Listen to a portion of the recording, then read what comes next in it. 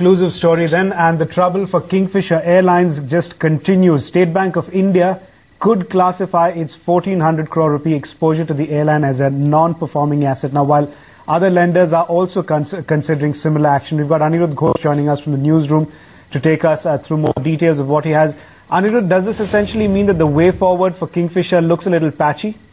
Well, certainly, George, in the medium term, it does seem like the way forward could be patchy for Kingfisher Airlines.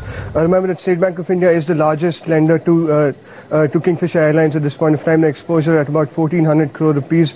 And really, sources have been telling us that SBI will have no choice but to term it as an NPA when they come out with their results later this month. So clearly, that's what the sources have been telling us, that as on December 31st, the Kingfisher Airlines account could be termed as an NPA.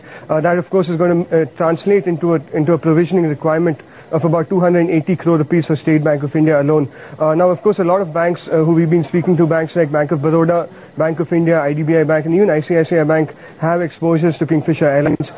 Some of them have been telling us that Kingfisher Airlines have been servicing the loans. A lot of them have been facing problems in terms of Kingfisher Airlines. So clearly, a lot of them having problems in terms of the repayment from the airline, but not all of them have really come out and told us that they would be terming it as an NPA. Now, what will happen after State Bank of India does term it as an NPA, if it does, is basically that the account is going to be referred to the CDR cell. The CDR cell is going to work on it, and they're going to take a call on it. Now, banks, of course, have been telling us that if at all that does happen, if it is termed as an NPA and it is referred to the CDR cell, until such time as the CDR is completely finished off, there is going to be no further funding for the airline. So that, of course, is going to be a setback for the airline in the medium term. Then, of course, it's up to the CDR cell. So clearly, what happens in the CDR cell, if the CDR cell does recommend that banks have to give them further funding to ensure that the airline remains afloat, that's the only chance in which banks could really go ahead and give further lending to the airline. So that's what sources are telling us at this point of time, George.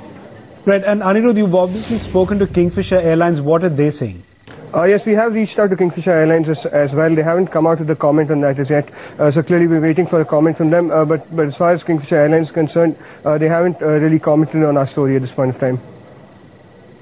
Okay, thanks very much, Anirudh, for giving us that exclusive story. Let's get in a check then on those individual stocks. You had Kingfisher, which has been reeling under pressure from the word go. It is continuing to be low by 2%, and that's in SBI, come off a bit from the high point of the day. So currently holding up by 0.7%. And that's the big exclusive, that SBI could perhaps classify Kingfisher Airlines loans as NPAs.